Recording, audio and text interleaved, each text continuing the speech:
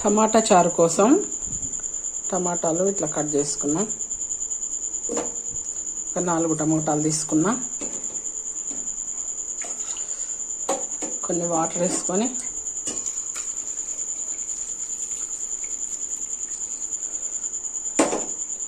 Stove వెలిగించుకొని ఉడకబెడతాం.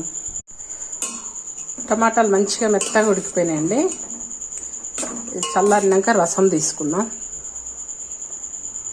ఒక bowl తీసుకొని స్టవ్ వెలిగించుకొని 1 స్పూన్ ఆయిల్, 1/2 స్పూన్ జీలకర్ర, 1/2 స్పూన్ ఆవాలు,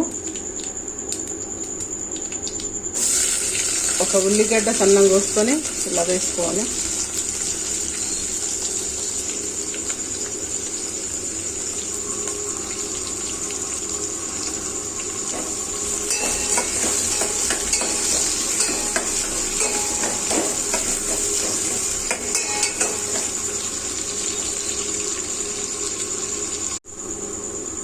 కరివేపాకు,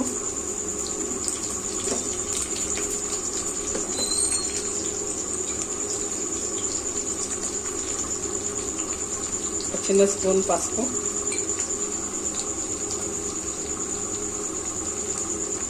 1 స్పూన్ అల్లం వెల్లుల్లి పేస్ట్,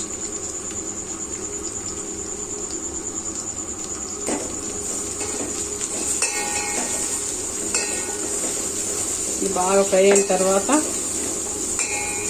మునక్కాయలు వేసుకున్నాము. మునక్కాయలు కట్ చేసి పెట్టుకొని బాగా ఫ్రై అయిందండి. చిన్న స్పూన్ అంతా కారం, పచ్చికాయలు వేసుకున్నాం ఆల్రెడీ, 2-3 వేసుకున్నాం కాబట్టి కొంచెం కారం వేసిన. రుచికి తగినంత ఉప్పు, కారానికి తగినంత. కారంలో ఉప్పు వేయలేదు, కొంచెం ఎక్కువనే వస్తుంది. టమాటాలు ఉడకబెట్టుకున్నాం కదా, చల్లారిన తర్వాత రసం తీసి పెట్టిన.